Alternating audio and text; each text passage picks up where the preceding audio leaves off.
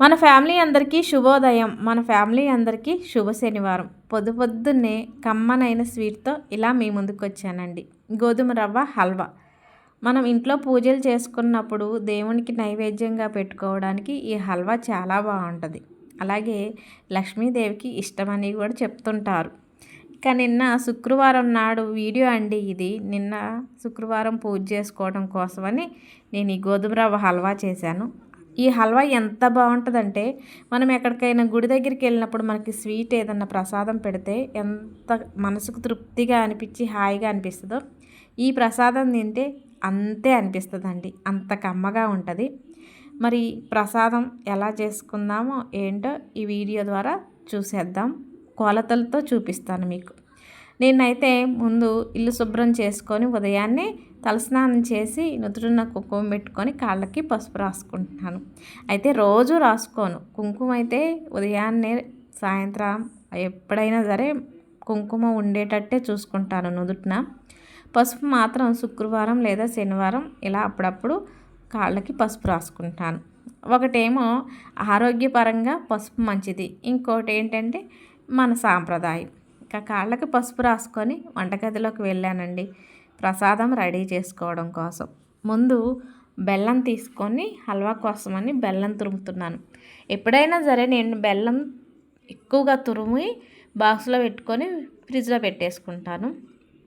కానీ ఈసారి బెల్లం నిండుకుంది కాబట్టి ఇప్పటికిప్పుడు హల్వా కోసమని ఈ బెల్లాన్ని తురిమి పక్కన పెట్టేశాను. ఇదిగోండి ఇలా. బెల్లం తురడం అయిపోయిన తర్వాత స్టవ్ మీద ఒక గిన్నె పెట్టేసి ఆ గిన్నెలో నెయ్యి వేస్తున్నాను. ఈ హల్వాకి నెయ్యి కొంచెం ఎక్కువ ఉంటేనే బాగుంటుంది, కానీ నేను తక్కువే వాడుతున్నాను. గిన్నెలో ఒక 3 స్పూన్ల దాకా నెయ్యి వేశాను. నెయ్యి వేడెక్కిన తర్వాత ఒక 10-12 పలుకుల దాకా జీడిపప్పు వేశాను. జీడిపప్పు ఇంకొంచెం ఎక్కువ వేసుకున్నా పర్వాలేదులేండి, నేనైతే తక్కువే వేశాను. జీడిపప్పు నేతిలో ఇలా దోరగా వేయించాను. చూడండి మంచిగా వేగింది కదా. ఇలా వేగిన జీడిపప్పుని ఒక గిన్నెలోకి తీసుకున్నాను. మళ్ళీ అదే నెయ్యిలో కిస్మిస్లు కూడా ఒక 10-12 వేసి ఇలా కొంచెం వేగింది అనుకున్న టైంలో ఈ కిస్మిస్లు కూడా తీసేసి జీడిపప్పులు వేసిన గిన్నెలో తీసుకున్నాను అన్నమాట. ఇదే నేతిలో మళ్ళీ కప్పు గోధుమ రవ్వ తీసుకుంటున్నానండి. ఇదే కప్పుతో మనం బెల్లం నీళ్ళు కూడా పోసుకోవాలన్నమాట. కప్పు గోధుమ రవ్వ వేసి రవ్వని ఇలా వేయించుకోవాలి. మంట హై ఫ్లేమ్లో ఉండకూడదు, అలా అని సిమ్లో ఉండకూడదు, మధ్యలో ఉంచుకొని తిప్పుకుంటూ మాడకోకుండా రవ్వ మాడకోకుండా తిప్పుకుంటూ ఉండాలి. రవ్వ మంచిగా వేగింది అనుకున్న టైంలో 4 కప్పుల నీళ్ళు పోసానండి. 1 కప్పు రవ్వకి 4 కప్పుల నీళ్ళు పోసాను. గోధుమ రవ్వ కొంచెం ఉడకటానికి టైం పడుతుంది కాబట్టి అప్పుడప్పుడు గరిటెతో ఇలా తిప్పుకుంటూ అడుగు అంటకుండా తిప్పుకుంటూ ఉండాలి. ఇక మనం 4 కప్పులు వాటర్ పోసాం కదా, అదంతా నీరంతా కూడా ఇంకిపోయేంత వరకు ఉడికించి ఇందులోకి కప్పున్నర బెల్లం తీసుకున్నానండి.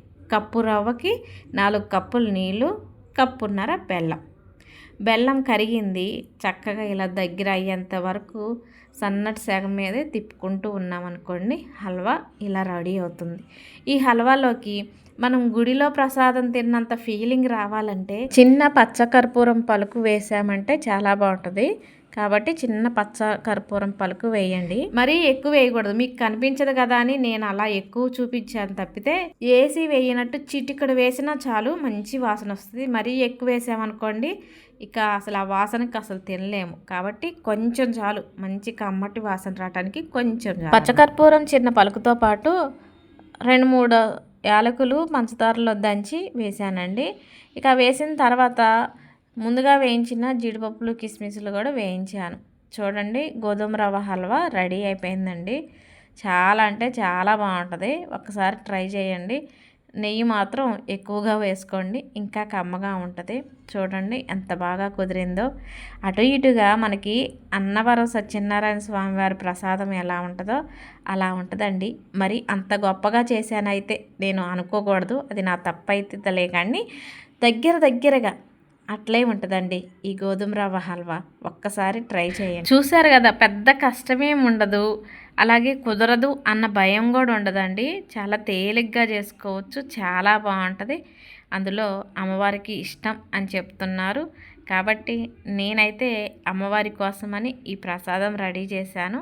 మంచిగా ఇక పూజ చేసుకొని దేవునికి ఈ ప్రసాదం నైవేద్యంగా పెడతాను చాలా ఇష్టంగా. ఈ వీడియో నిన్న శుక్రవారంది కాబట్టి అమ్మవారికి నేను ఒక చిన్న పాట పాడదాం అనుకుంటున్నాను అమ్మవారిని తలుసుకొని. అమ్మ పరమేశ్వరి అఖిలాండేశ్వరి ఆది పరాశక్తి పాలయమా, శ్రీ భువనేశ్వరి రాజరాజేశ్వరి ఆనందరూపిణి పాలయమాం, వీణాపాణి విమల స్వరూపిణి వేదాంతరూపిణి పాలయమాం, కామితదాయిని కరుణ స్వరూపిణి కన్యాకుమారివి పాలయమాం, మంజుల భాషిని మంగళదాయిని మధుర మీనాక్షి పాలయమాం, రాజస్వరూపిణి రాజరాజేశ్వరి శ్రీచక్రవాసిని పాలయమాం,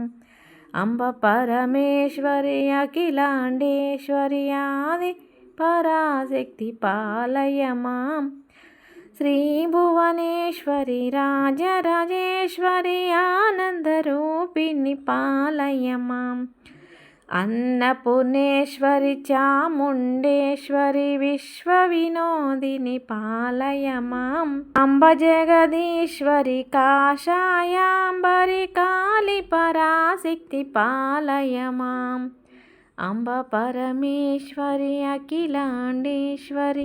ఆమదీవెనులు ఎల్లవేళలా కూడా అందరికీ ఉండాలని మనస్ఫూర్తిగా కోరుకుంటూ పూజ అయిపోయిన ఒక 5-6 నిమిషాల తర్వాత ప్రసాదం తీసుకొని తింటున్నానండి. నిజంగా చాలా అంటే చాలా బాగుంది. మరి మీకు కూడా ఈ వీడియో నచ్చుతుందని, నచ్చినట్టయితే లైక్ కొట్టి కొత్తగా చూసేవాళ్ళు సబ్స్క్రైబ్ చేసుకుంటారు కదా.